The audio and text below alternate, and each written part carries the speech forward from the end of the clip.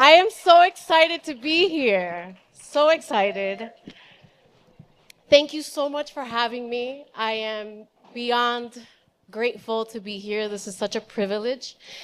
Before we start, I really want to encourage you all to give yourselves credit for making the effort to be here, for taking the time for yourselves, for self-care. So please give yourselves a round of applause. I have to be honest, when I first heard that 300 people signed up for this panel, my heart dropped. I was very nervous. I am still very nervous. I, at the same time, feel so proud that mental health is getting the awareness that it needs. Mental health is just as important as our physical health. We are all connected, mind, body. So it is a proud moment that we are breaking barriers and destigmatizing mental health. So thank you. Thank you for acknowledging that it is important. So let me introduce myself. This is my first time here at Breastie's. I am a proud Latina bilingual licensed clinical social worker.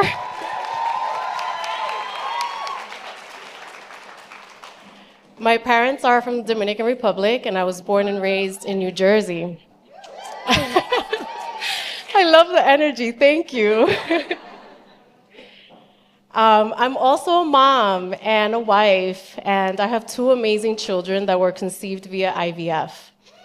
I'm a first-generation graduate of NYU, and I am super passionate about helping people and supporting people through grief, loss, trauma. I've worked with folks in different settings, very hard settings. And it doesn't matter the setting that we're in, we share the same emotions, grief, loss, really hard life transitions. And it is my passion to help and support people and guide people through these emotions. I am the founder of Your Healing Space, LLC. And my work is grounded in evidence-based research such as ACT. It is spelled ACT, Acceptance and Commitment Therapy. We say ACT, we don't say ACT. And it is really my favorite approach because it tells us that challenges are part of life. And we do not need to change our thoughts and feelings, we need to make space for them. And we need to, it really tells us and guides us to live life in a meaningful way, that we can look at our thoughts and feelings from a distance and still create goals aligned with our values. So I would love to introduce to you, our panelists. I want to encourage you to be as raw and authentic as you need to. I am here to support you. The audience is here to support you. You are not alone.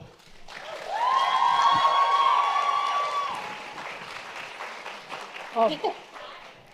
To the audience, I invite you to open your hearts and feel all the emotions that may come up. This is a safe environment where all emotions are welcome. Today's topic, the after, navigating mental health, intimacy, and identity, is a very emotionally driven topic.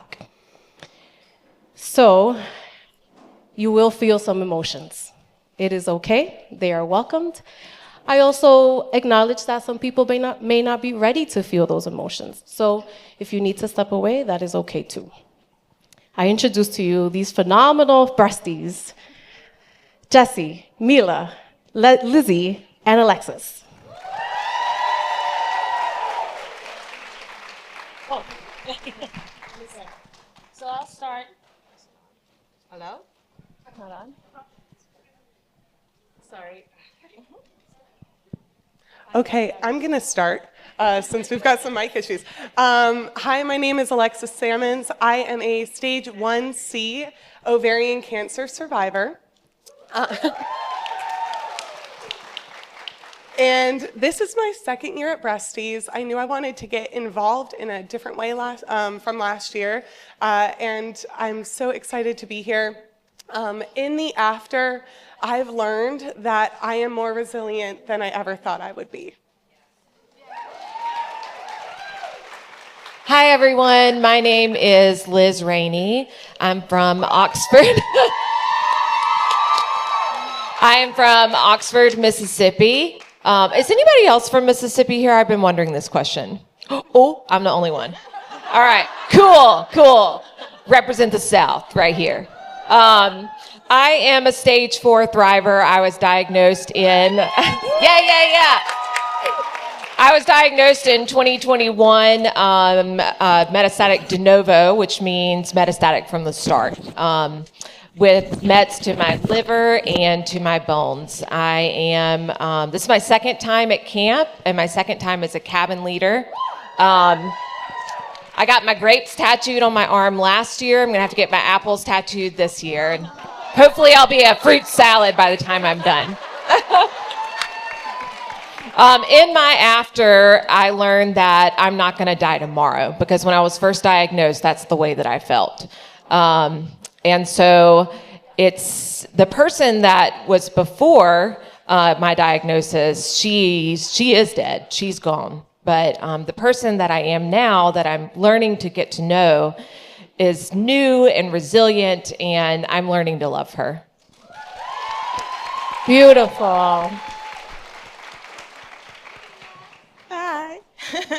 Hi, everyone. I'm Mila, and I was diagnosed in 2019 with stage 2 IDC, invasive ductal carcinoma, ER/PR positive with lymph node involvement. That's a resume. Hi! And in the after, I've learned that staying quiet is not an option.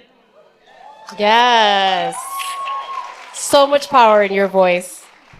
It's not an option for me, given the intersectionality that I find myself in. I'm an immigrant, I'm Black, I'm a woman, I grew up in poverty, and I was dealt the cancer card. And that's just a few. So staying quiet for me is not an option for my community or to make education and awareness more accessible for my daughter. Hi, Breasties. My name is Jessie Marrero, and I'm from Teaneck, New Jersey.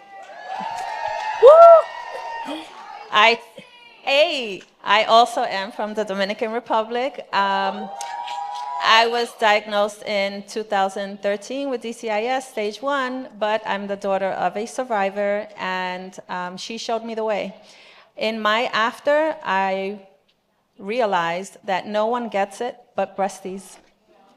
And I feel that it took me a long time to find a community of people that understood, because no one got it, not family, not friends. And I feel like although we are thriving and we are all so beautiful and we're all so resilient, it's with you forever. So it's something that we have to learn how to navigate through. And I hope that today we can kind of share our stories to be a testimony to that. Thank you. Did anybody else want to share anything? Good? Okay. The next question is mental health journey. This is a tough one. The after can bring unexpected emotional challenges. What has impacted you the most about your mental health journey? Alexis. Okay, yeah, this is a big one. I'm gonna try to cover a lot of information really quickly, but for me, it's a two-prong journey, and it is ongoing. I want to let you know I am changing constantly, I'm evolving constantly, and so do my approaches to my mental health. It's not just going to your therapist. It is also, on one side, it's the relationships. It's making sure that you're putting, your faith, your family, and friendships into your inner circle. You're growing those. I am really fortunate. I have the most amazing partner who is my best friend, who supports me. But he only gets so much, right? And so I did not think I needed this in the beginning, right? And then I realized this is the most beautiful thing I could have added. There's so much healing in community. You're right. But then there's the other part, and that's the purpose. So there's the relationship end, and there's the purpose end. I do something for myself, and I recommend everyone have something that you do for yourself. Mine is gardening. It gives me peace. It gives me quiet. Yes. But it could be art for you. It could just dive into something for yourself, but also dive into something that's local. I'm fortunate that my job allows me to make an impact in my local community. I work in the arts. I get to, work with people hands-on, very mission-driven programming. But then here's the big thing. Work on something that you think will help lead your legacy. And what I mean by that is, if you're mad, and I have heard a lot of people here today, mad, pissed off, those are normal reactions to what we're going through and the lack of support that is there available for us. So if you are mad, reach out to your representatives, reach out to your congressmen, write petitions, let them hear your voice, take up that space, okay? Because otherwise, no one's going to do that for us.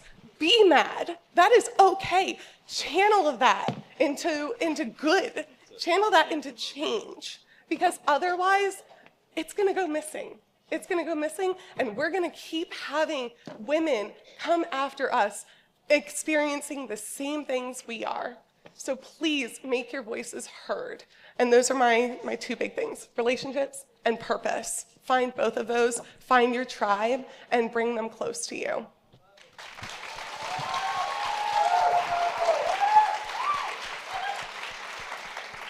Liz. Mental health as a stage 4 thriver. Well, that would be a roller coaster because we're living, breathing, dying literally every 3 months, scan to scan. And so sometimes you're crying and in the doctor's room, and sometimes you're rejoicing. But every time you get bad news that a line of treatment has failed you, it's like you're diagnosed all over again. And like, if you remember that moment, it's earth-shattering. It breaks you. And then having to do it over and over and over again and not knowing what the next treatment will bring is just so hard. And then the other part of navigating stage 4 with mental health is anticipatory grief, where we're grieving the death that will ultimately come for us. And we are preparing and grieving for our family members and our friends. And it's so difficult to deal with. And I remember there were nights when I was first diagnosed where I would stay up for 2 or 3 days at a time because I was worried about losing time. It's so hard. But community is the savior for me with my mental health. Finding my breasties here, like we say, community is our North Star. There are breasties here that I text with every week, every time I get that diagnosis. I don't know what I would do without my Haley and my Elizabeth and Hannah, nothing. I wouldn't be able to make it. So finding these people here, that's what keeps me together. Beautiful. Value living. Mila. So in my nervousness, I wanted to do something in the beginning, and I forgot. I have these mantras that I would love the audience to participate in. So in introducing myself, in the after, staying quiet is not an option. I've heard Alexis say it as well. So if the audience could just say and repeat to me, right? Staying quiet is not an option. Staying quiet is not an option in our community. Staying quiet is not an option given everything that's going on right now for funding in healthcare and cancer research. Staying quiet is not an option. Staying quiet is not an option. Staying quiet is not an option. Yes. Okay. And with that, I move on to mental health.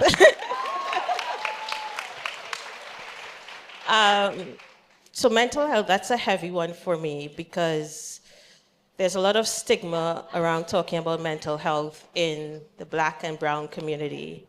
And from where I'm from, originally in the Caribbean, it's even more of a stigma.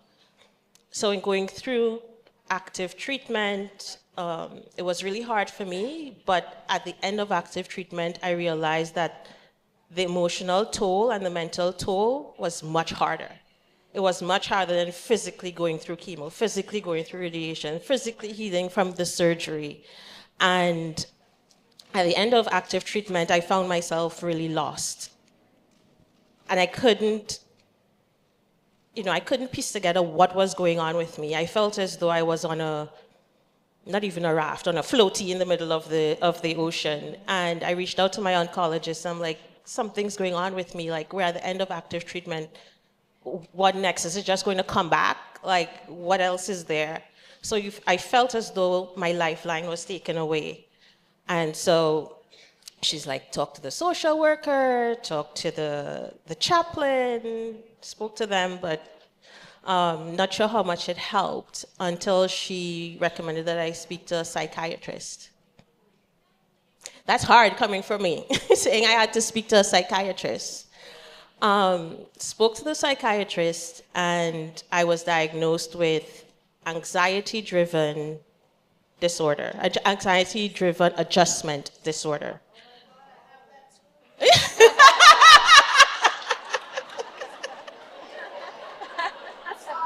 That was good.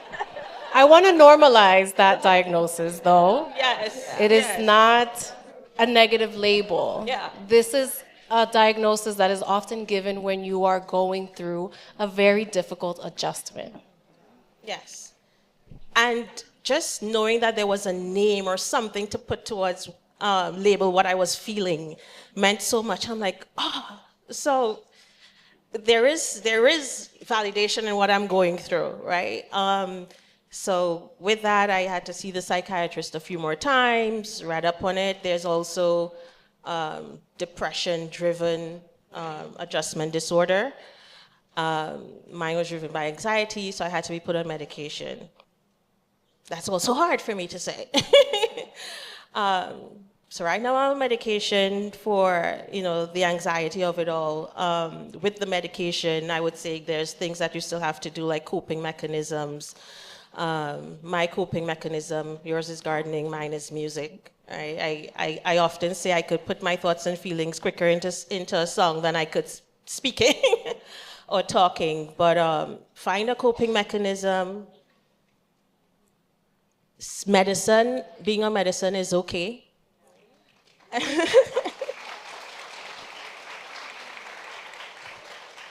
Being on medicine is okay. I think the more we talk about it, the more we can be a resource to ourselves, to others, and bring more education and awareness around it.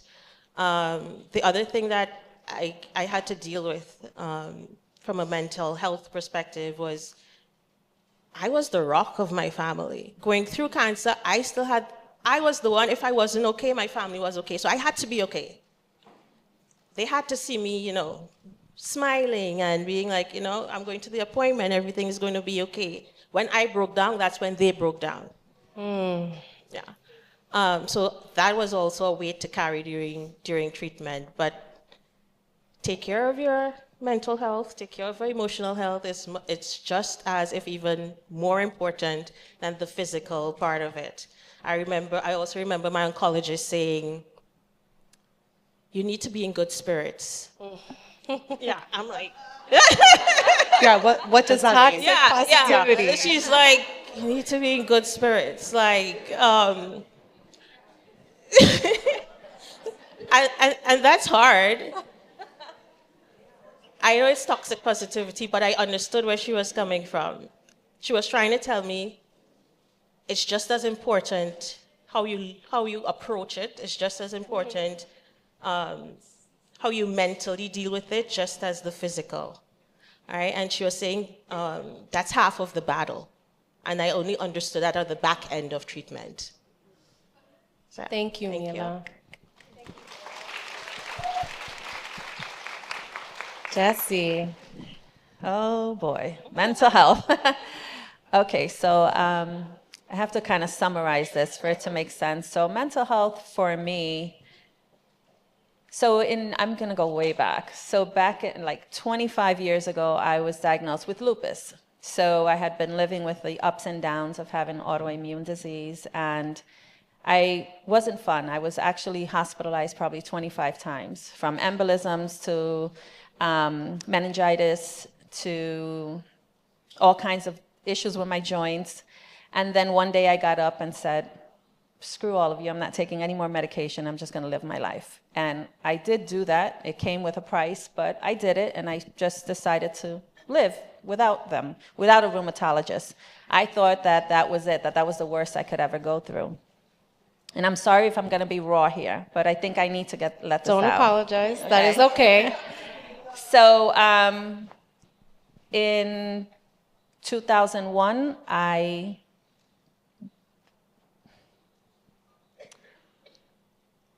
buried my own child. So having a service for my own daughter was, I thought nothing could get worse than that. I visit her in the cemetery now, and I'm like, okay, this is the worst thing in the world, right? Losing your child. But no, it was terrible, but this is a different kind of terrible. Mental health for me during this journey means that my 3 adult daughters have to watch me go through this journey, right? They've already seen me in that space where I had to grieve, right? Bereavement is different. But now they have to see me navigate through breast cancer, and they're 3 women. And I had to show them that it's okay, that I can do this. I'm gonna get through this, it's all right. So for me, mental health was the strain of staying strong. I'm so tired of being strong. Like I'm so tired. I'm so tired. I have gotten to a point where every time someone on the outside, I'm gonna say the outside because we are unique. You know those people out there? So when they say you're so strong, I'm like, shut the fuck up. Please. Don't tell me I'm strong. Like, I don't want to hear that today. I'm like 13 open cavity surgeries later and 4 breasts later. I'm not strong. I'm surviving. Yes. So for me, I have struggled with with having to stay strong for my kids, my 3 daughters, and watching my mom being a survivor, and she's a firecracker today, by the way. She's great, but I felt like she kind of, watching her, I learned, right, what a superhero is supposed to do, and I'm Wonder Woman and blah, blah, blah. But now when I'm on this side, I'm like, wait, this is entirely different. This is something that I never knew. There are no rules. There's no right or wrong. Everyone has a different story. And we have to dig really deep. No one understands unless they're there. Every test, every result. I almost didn't come here because just a couple days ago, they found something else. And I now have to go back in the capsule. I call the MRI the capsule. Back in the capsule and get another biopsy and probably lose these 2. I'm running out of breasts, by the way. I don't even know what else they're going to put in me because this is crazy. But my point is that staying strong, for me, it's just the staying strong part. And professionally, I am a professional photographer, and I am in the limelight. I'm a socialite. I'm, in the public eye, and that probably has added on to that because I must be strong. And I'll tell you a little raw secret. I think I said this in one of our groups. I have gone to treatment and I have had my little grenades on underneath my jacket and have gone to do a shoot and didn't tell anyone. And I remember one of those days, I didn't want to lose that opportunity because working with A-listers is something I don't want to lose. So in my mind, I'm like, well, I'm not going to lose this. I have FOMO. I'm like, I need my name on that. But doing that and that strength that I had to dig in deep and pretend and say, hi, I'm Jessie Marrero. I'm here for the shoot, blah, blah, blah. Let me go set up, da, da, da, da, da. And when that shoot is over and I go into my car and fall apart and I'm bawling because I'm in so much pain and my grenades are filled with all kinds of fluid and I have to go home and nobody knows that, that's strength. That is something like we don't, they don't teach you this. You don't grow up learning that. So for me, it's all about that digging deep and finding that strength, right? I feel like we have to, yeah, that's all. I'm going to keep talking, so I'm going to take up all our time. Thank you so much, Jessie. Thank you. Thank you for sharing this. And what I'm hearing from you all is that you dug deep into your strength, but you were using vulnerability. For Mila, you were able to adjust your expectations of your core beliefs. For Liz, tapping into your community and using that.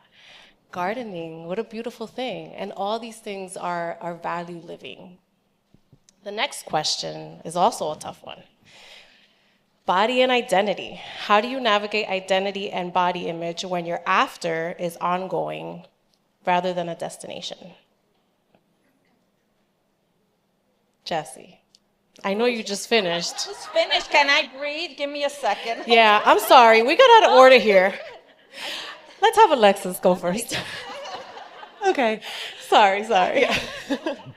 Okay, so navigating body image. Ovarian cancer is a little different. It's internalized.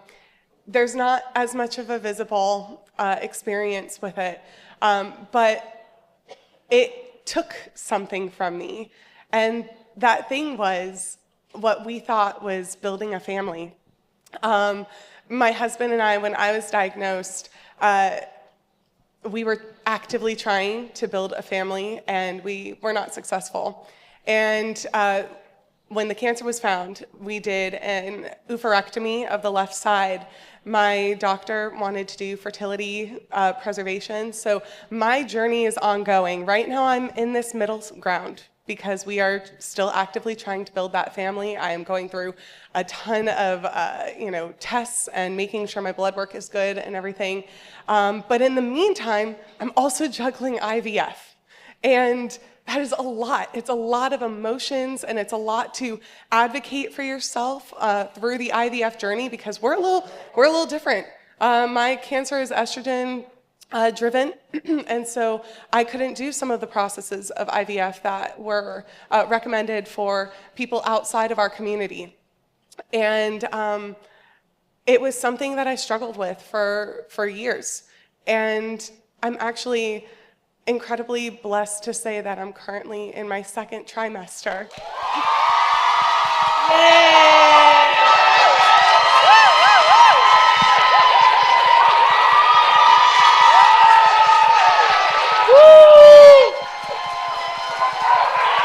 Congratulations.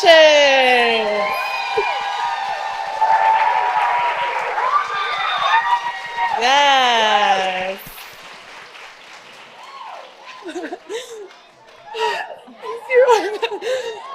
Thank you. And guess what? It's a little girl.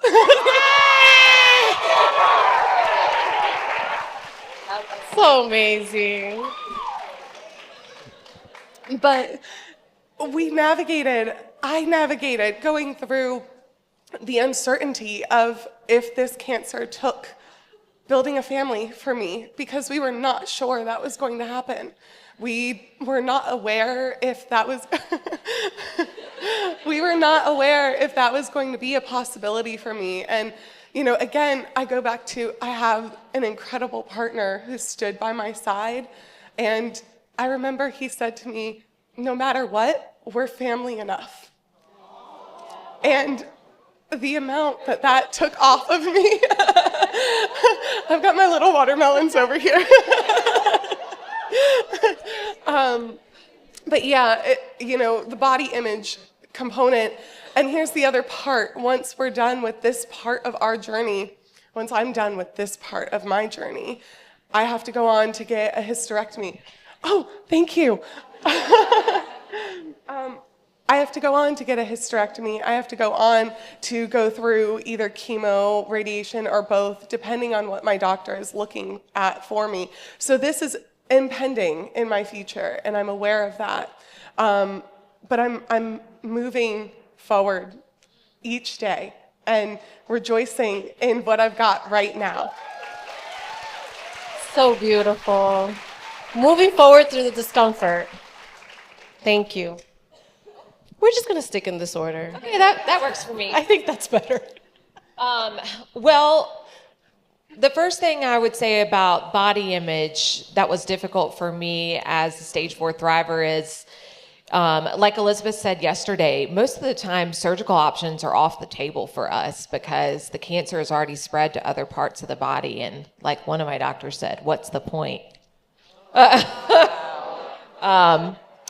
But so then you just have to live with this alien invader in your body and have it every day there reminding you, that it's there to get you, and eventually it will.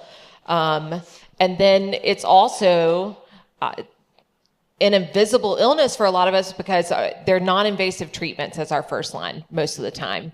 And so you don't lose your hair and you don't look very different. And people are always telling you, oh, but you don't look sick. Well, but I am. And then now, like, I'm on the flip side where I've moved on to, sampling all different types of chemotherapy. I'm currently on my 4th different type of chemotherapy. And so now I can't hide it because I'm a cute little baldy. And you wear it good. Thank you. So, I mean, it's just like I've had... where do I end and start with body image? And with identity, I always wanted to have a family, like we always wanted to adopt. I always wanted to be a mom, and that was taken from me, and I know some of you have struggled with that as well, and it's something I won't get back, but I do like to adopt stray humans. And so I have my own daughter that I've adopted. She was 18 when I adopted her, but it was kind of a good age because they're through the hard part. But, redefining myself as just a person. And like you said, like my partner and I, we were family enough for each other. And yeah, I mean, it's ever evolving body image. Yes, it doesn't stop. Yeah. Thank you. Mila. So I forgot my mantra again.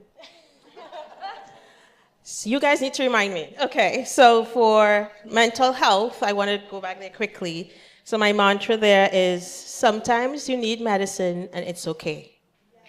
Sometimes you need medicine and it's okay. Sometimes you need medicine and it's okay. Thank you. Please remind me. I want to point out, thank you for mentioning that. Yes, that is very true. And you don't have to be on psychotropic medication forever. It's something that you can come off of. Go ahead. Remind me when I'm at the end. What psychotropic? Psychotropic are medications specifically for like psychological diagnosis. So like anxiety, depression, things like that. Great question. Of course. Okay, so body and identity. I think I want to tackle stick on the identity portion, because identity to me is more than just the physical. And for me, my identity was caught up in being a career woman, being a wife, being a mom. And cancer came and dismantled all of that. Being a mom to me was really important. I got diagnosed when my daughter was 3 years old. And I think that was the hardest part of being diagnosed for me. Like, from the moment I was diagnosed and I watched her, I just toppled over. And hearing her say, "Mommy's always tired," was like a dagger to the heart. And that's the one moment going through active treatment that I remembered breaking down. I didn't cry when I got diagnosed. Right? I cried when my daughter said, "You're always tired." And coming out of the mouth of a toddler, right? She has no awareness. So then being a wife and not being there for my husband the way I think I should be there for him, right? I wasn't that partner. with all the medication and going through treatment, the intimacy part fell away. And he had to take on all these other roles in our relationship and in the house. Thank you. And being a career woman, you heard me say at the beginning that I came out of poverty and I worked my ass off, and I was the first in my family to graduate from university, and I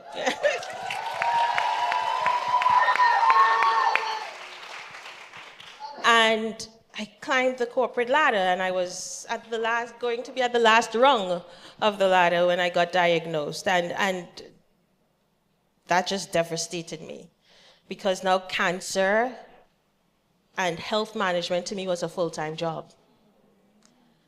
And so I couldn't give as much as I was accustomed to giving in the household and in my career.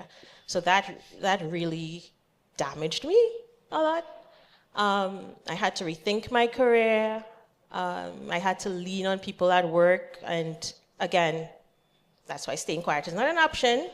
I had to let them in. I had to be transparent about what I was going through. Luckily, I work with really good people, so I had a support system in work. But just asking for help, was a big deal for me. So those are the three biggest pieces of my identity that I said I had to struggle with going through cancer. Since then, I've learned that children are resilient. So my daughter loves me and doesn't think that I was a bad mom going through, that stage. And, I went back and reassessed my career, and I've since made a career switch. So a different company, something that's, less stressful and all of that. And my husband is still patient. I'm still not fully there on the intimacy part, but we're going to get to that when we get to the intimacy section. But I've just realized with him that communication is key, and letting him in on the journey and letting him know what we need to work on together is part of it. And he just has to, stick it out and go through it with me. So, Yes, beautiful. Thank you, Mila. What's your mantra? thank you.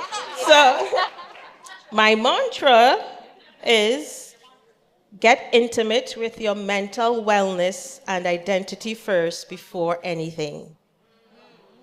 Get intimate with your mental wellness and identity first before anything. I love it. Thank you. Hello again. Body image and identity. This is a big one for me as well. Body image. So this is what it means to me. Again, it's different for everyone. Prior to breast cancer, I was an exhibitionist. I'm always naked or in something sexy. I am the one that walks into a pool party and I have like a whole gala gown and a hat and shades, and I'm in my whole princess era, whatever. But that's just me. It makes me happy. I do that for me. So now breast cancer comes along and it's like, whoop, stop. We're going to change that. And I think that part really was difficult for me because now I have to, it sounds silly, but not really, not to you guys, right? It's like no nipples, I'm cut straight across, I've got scars here, now I put on my bikini for Cancun and I look different. So I started struggling with that little image secretly, right? Because you have to be strong. So I found myself obsessed with the mirror. Sure, a lot of you can relate to that. So I'm like looking in the mirror every single day, watching every change, watching what I look like, wondering if I sit this way, can you tell that I have breast cancer? So it was really messing with me. But I have since, I want to say like 5 years. I would say in the last 5 years, maybe like during COVID, where we were left with nothing but to be home and kind of think. To kind of like accept the body that I'm in and started doing, more photo shoots of myself for me, I started to go back into, what it is that I like to wear and how I like to look, and not really care about it. But one of the most important things goes into identity. And I decided that this would be the perfect time to come out with my sexuality. Shout out to my rainbow family. So during that, I realized, wait, I love women. No, wait, I love women. But with that comes a price, right? Because now I'm going through breast cancer, and now I'm like, oh my God, women, wait a minute. This is a whole other thing, like battling this illness and, dating women. So I think we're going to go into that in the next question. But so that for me has been difficult, to say the least. Thank you all. Thank you. So what I gather is that this is an ongoing journey. This doesn't stop. Yeah. Exploring into who you are now, what your body looks like now, and how you can still love it and accept it. So yeah, the next question is relationships and intimacy. So intimacy, physical, emotional, or spiritual, often shifts after cancer. How do you communicate your needs while honoring where you are in your journey? Okay, that's a loaded question too. All of these are big questions, and I think we could have a panel talking about them for a long time. So I want to hit on the emotional intimacy, because to be perfectly honest, I've always been an open book. I am, I want everyone to kind of know that who I am is who I say I am. And cancer made me a little bit more reserved. I didn't really want to say that I had a gynecological cancer, because a lot of times there's a stigma around that. And I was concerned of how people would perceive me when I said I had ovarian cancer. Oh, did you have, the Gardasil vaccine? Did you protect yourself from these things? And these lingered in the back of my head. And so it blocked me from being as intimate with people on an emotional level as I wanted to be. But then also I learned, there's people out there that maybe don't have my best interest at heart when I tell them that I have a cancer diagnosis. And they may use that to make themselves look better, like a kind person. And I had to decide to hold my intimacy from people that are still in my life for one reason or another, but maybe I have not granted them that access anymore. And I get to choose that, right? And we all get to choose that. We get to determine who we keep into our very intimate inner circle, because there's a point where someone may lose that right, and that is okay. And it's okay to tell them that they lost that right. We're allowed to say that. We're allowed to take up that space. So I think for me, it was a new evolution of myself to withhold intimacy, because I was always so open and so relational. And this was a new transition. I want to let you guys talk because you have a lot to say about this topic. But for me, protecting your emotional sense is tied directly to your mental well-being. And it's okay to allow people in, and it's okay to say you're no longer invited into this circle. I just want to piggyback on what you said. Boundaries. That's exactly what you're saying. What are It's those? okay. It's okay to protect your emotional boundaries. Beautifully said. Liz. Okay. I feel like I am the Grim Reaper, like bringing the death conversation to the table, but It's is necessary. so important for us to talk about. And so when I think about intimacy, when I first read this question, this is exactly what that came into my mind. Not sex, not everything else. It was talking about the fact that I'm going to die, with this diagnosis. And there's a lot that comes with that. Like some people, when I was first diagnosed and they knew how serious it was, they couldn't handle that fact. Like, my best friends, people that I was really close to in my family, and suddenly they weren't answering calls and text messages and reaching out. And, I just straight up got ghosted. Luckily, I've been alive for long enough that they've come back around. But, it's hard. It's hard. And so you have to, as a stage 4 person, like, understand that that's difficult for them to process, but also be like, what the fuck? You left me when I needed you the most. But just talking about death in general is something that I need to process and I need to talk about.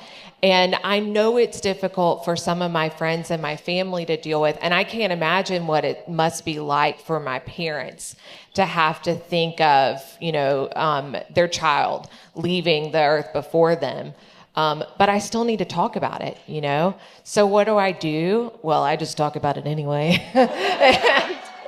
And I put it out there on social media to try to normalize it. And, I joke with my husband that I'm going to have to write a manual for his next wife. And maybe even hold auditions. Yeah, I make the same joke. And maybe that's like my control thing. I want to pick her out. But it really is. But I like to talk about it. And so ways that made it easier for me are, I wrote an advance directive. I went ahead and picked out who was going to make my medical decisions. And I picked somebody that wasn't in my family so that it was easier for them, like somebody that was level-minded. I knew they would have my best interest at heart, and they wouldn't get into a family squabble over it, because my family will. Sorry, Mom. I know you're watching. But also, I've planned my funeral down to the T. We're going to have Stevie Nicks and Fleetwood Mac when people are walking in with a splash of Taylor Swift. And that's how it's going to be. I have who's going to speak at my funeral, who is on the no-fly list and is not allowed to come in. And that's how I gain control over something that is just so hard. But y'all, it's also a natural process of life. We're all going to die. And so I'm just super prepared for it. And I know it's going to be hard when it gets there, but I'm going to talk a little bit more about this in the next question. But it's just something that is going to happen anyway, and I might as well know how I want it to happen. Yeah.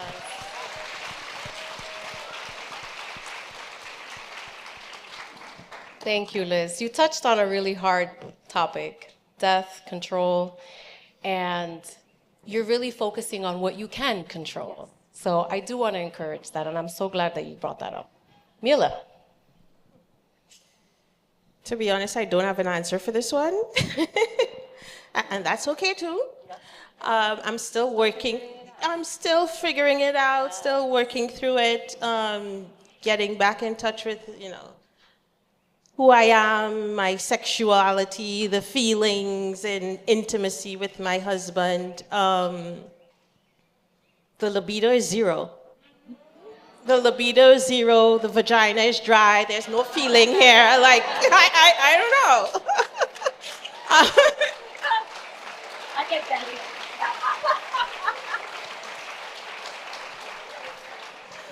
You put it the right way. It's like a desert over here. But on the journey, I am seeing a sex health psychiatrist. Yes. And there is such a thing. Yeah. And, she's giving my husband and myself exercises for us to work through.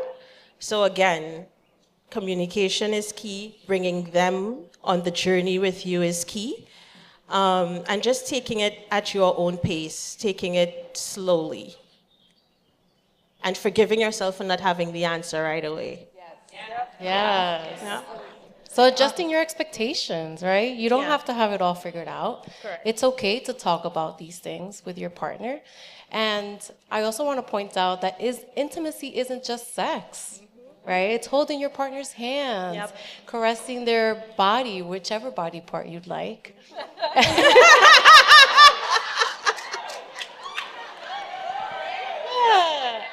Anything that is going to allow you to feel more connected to them. Yes, yes. And to that point, I would say we're dating again. Beautiful, yes.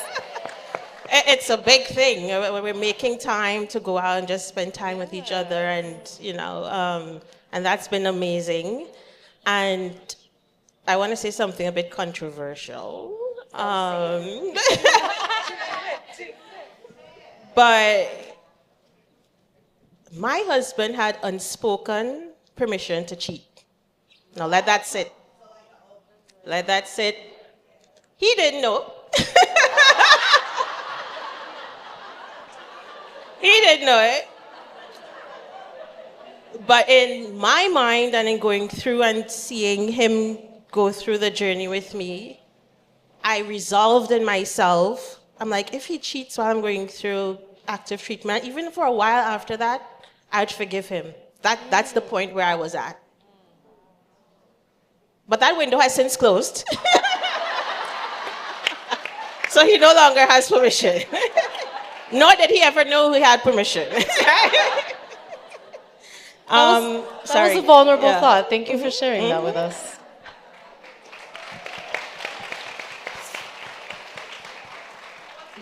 Jessie. Oh, yes. Sorry. Can I do my mantra? Go ahead, your mantra. We need that. My mantra for relationships and intimacy is one step at a time, not having all the answers is fine. Yes. One step at a time, not having all the answers is fine. Beautiful. Intimacy. Well, I am going to talk about sex. So, my story is the opposite. I feel that I was so long on this journey with the up and down and the hiding and suffering in silence and no sex and all that good stuff that now I'm the opposite. I'm in my prime. I'm looking for 100 girlfriends. I'm like, oh my God. I want the whole lesbian experience. But there is a flip side to that, and I just kind of confessed that to her the other day. One of the things that I struggle with, I'm still there, is not having my breast, not having feeling, not because these are not my breasts, right? Not having my body, and being intimate with a woman that has her breasts and no journey, right? And I currently have a wonderful, beautiful girlfriend. But we did have a chat the other day that was kind of eye-opening for me because I didn't even know she felt that way. But she said, I want to kind of touch base about this, and I hope you're not uncomfortable, but I noticed you're always staying away from my breasts. And I didn't realize that. I kind of started thinking about it, and I'm like, let me think about the other night. Oh, wait, yeah, she's right. But it's not purposely, and it's not a jealousy with malintent. It's almost like something that I'm going through, right? Internally, I can see someone undress 50 times and not feel the same way that I do with my partner, right? So you have a intimate relationship. So that is something that I've been struggling with, and I'm still trying to navigate through. And I know it'll get better, but then I think, is it going to get better? Because we are always going to be on the same route. I know you guys can relate. I don't have feeling anywhere here, not almost down to my waistline. My back is numb. My right arm from the lymph node is gone. It's like my right hand holding this mic. I don't even know what I'm holding. I'm like, it's kind of, yeah. So, so I kind of, I spoke to her about it because I never thought about it until it was brought to my attention. So I think that intimacy is also a huge part of this. And I do understand the part of not having the drive and everything, because I just came out of that. So I was there. But then I was like, wait a minute, I'm a whole grandmother. I need to be hot and sexy, and I need a girlfriend, and I need to. So I was like, wait, I need to do this whole thing, but I'm still, I still struggle with taking off my top. I don't know. It's such a strange feeling, right? Like we overthink that. I'm over here thinking, did she see the rippling? Did she see the scar? Like, what is she thinking? I don't know. This is like weird. And now, I may lose them again. And then what does that mean? Like, I don't know. So, see, I'm all over the place. If you want to talk to me alone, I'll sit in the dining room and we can just chat about this. I really love that she pointed it out to you, though. So having these open conversations, getting these thoughts out there, you choose your audience. Yeah. I love that you said that, Alexis. You don't have to broadcast all your feelings to everybody, but you choose who you want to be vulnerable with. So thank you for the authenticity.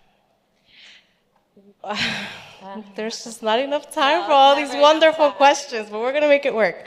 Okay, last question. Thank you.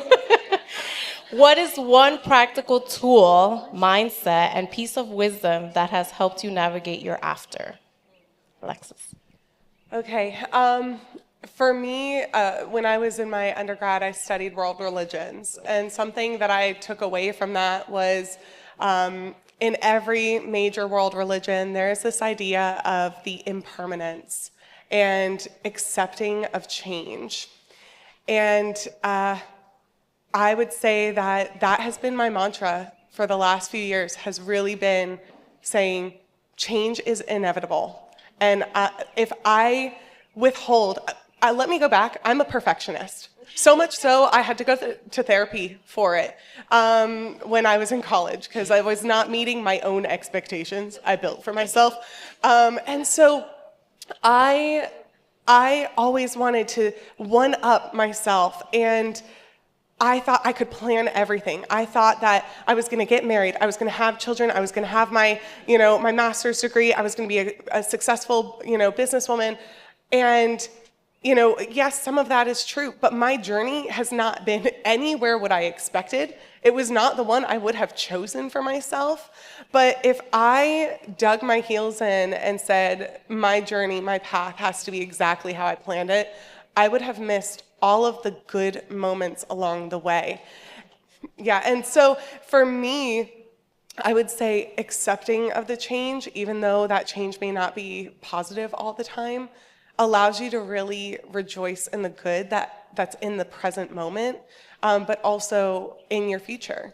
And it allows that flexibility. So that's for me, yeah.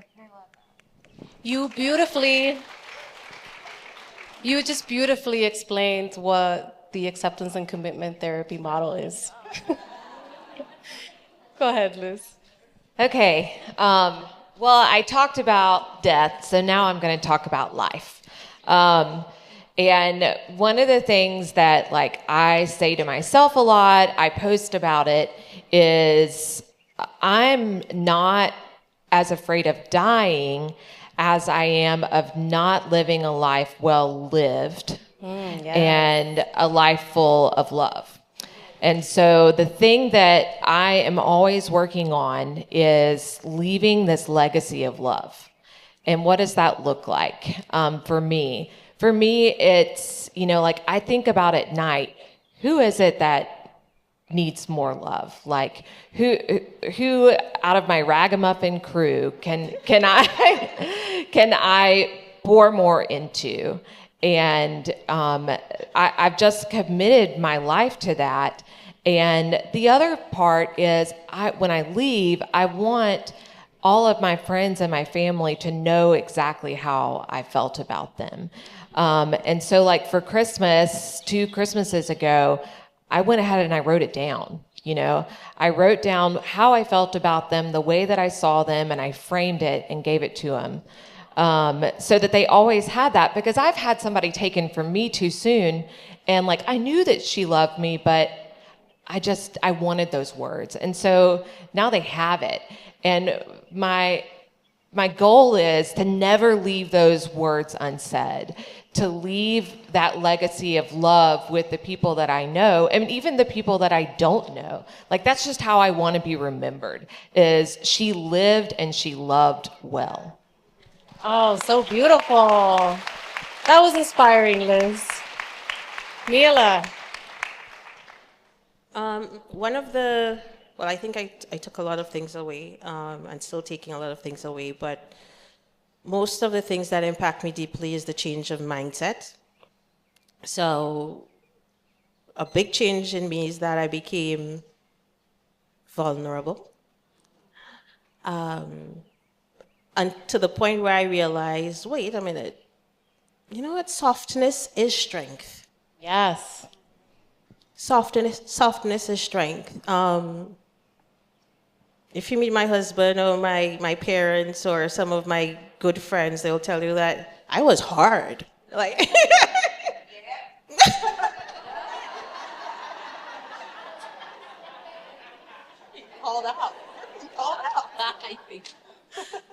I was hard. Like, it took a lot to get it for me to open my heart and get into my circle and my space. Like, I could count my friends, my true friends on one hand. I have a lot of associates.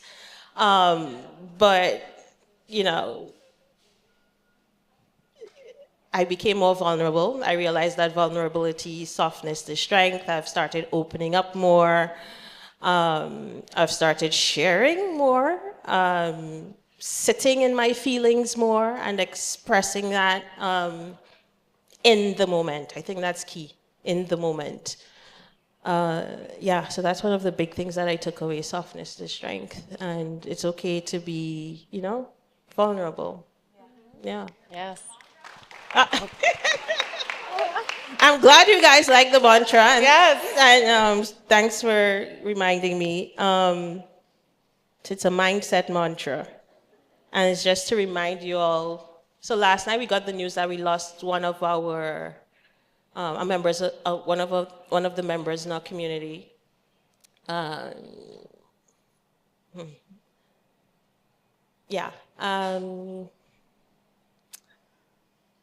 She was metastatic, and she has 2 small kids, and she's always full of, energy and love and kindness, and she's always laughing and dancing. And I often wonder, how does she do it? Like, knowing she's stage 4 and she knows her expiry date. Like, how do you do that and face your kids every day? But yet she was just ball of just love and light.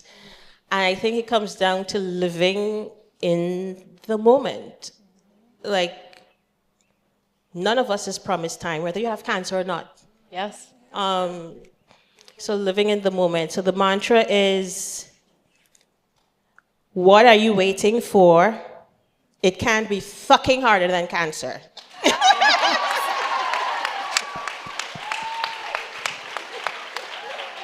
So live in the moment, chase the dream, do the thing. So what are you waiting for? It can't be fucking harder than cancer. I love it. Okay, words of wisdom. No, I'm not going to talk about being gay again. But I would say, honestly, become selfish.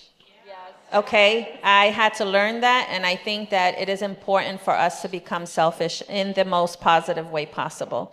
We have to think about ourselves, and I think as women, just not even with this disease, but we are always trying to satisfy the needs of everyone around us and give, and we forget, and we need to take that time for ourselves, and we need to live a different life from what we lived before. I think you said the person that you were before is gone, and this is who you are today. So I would say live for yourself and be the most selfish bitch ever. Yes. Your life. Self-care. Yes. Yes.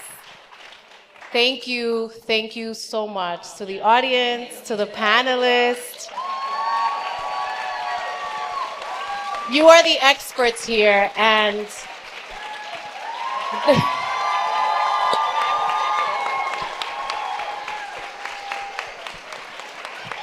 We are so out of time. We're way past time. Thank you so much. But I want to say Vivian has an incredible exercise. If you're willing to stay, she did it for us, and we were like, "Can you please record this so we can listen to it every single night?"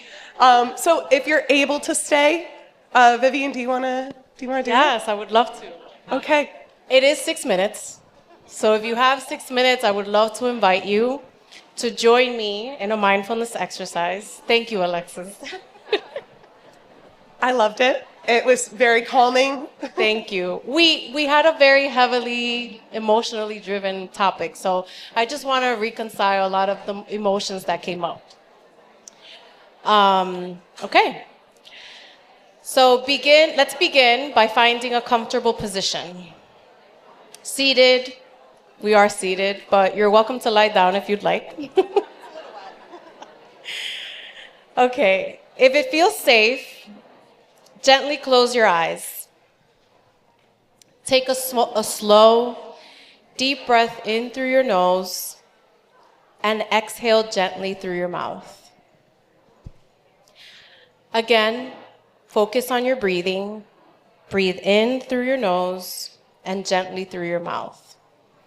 Let yourself arrive here. There is nowhere else to be, nothing to fix, nothing to figure out, just this moment. And your breath. Let your body soften just a bit. Pretend you're melting butter. Notice any tension or heaviness you're carrying. It may be physical, it may be emotional.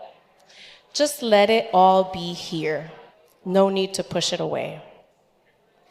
Now gently bring awareness to your body. This body has carried you through so much. Scans, treatments, surgeries, recovery, and beyond. It may feel unfamiliar or even betrayed. It may feel different than it used to.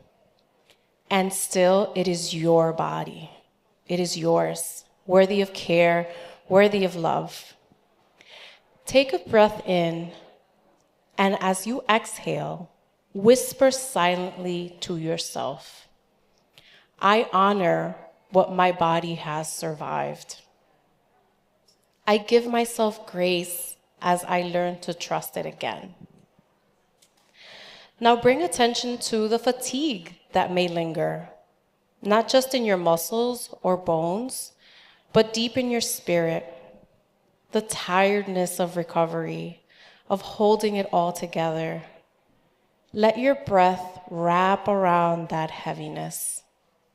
And let each exhale be a soft release. I am allowed to rest. I am allowed to heal at my own pace. Let your awareness gently move to thoughts that may come and go, especially those tied to upcoming scans or what ifs. Let them drift in and gently drift out, like clouds in the sky. You don't need to hold them. I am here now. I am not my fear. I am not my cancer. I can meet each moment as it comes. Now bring your attention to your relationship with your body and how that may have changed. Perhaps you're grieving how you once looked or felt. Perhaps intimacy feels complicated, confusing, or distant. You are not alone. You are still deserving of tenderness. Your worth has never been tied to your appearance. Your capacity for connection is not broken. You are still whole. You are still lovable. Let your breath cradle you as you repeat gently, I give myself permission to see beauty in the new version of me. I welcome intimacy in its many forms, emotional, physical, or spiritual, at my own pace. I am worthy of love, touch, and connection. Rest in this space for a few final breaths, breathing in calm and compassion, breathing out tension and self-judgment.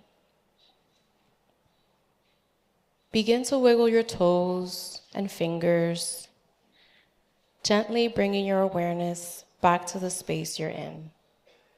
And when you feel ready, open your eyes. This moment is yours. You are healing. You are resilient.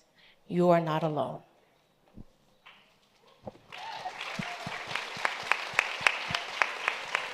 Thank you all so much. Thank you, guys. We are here if you want to stop us, talk to us. Please come and reach out.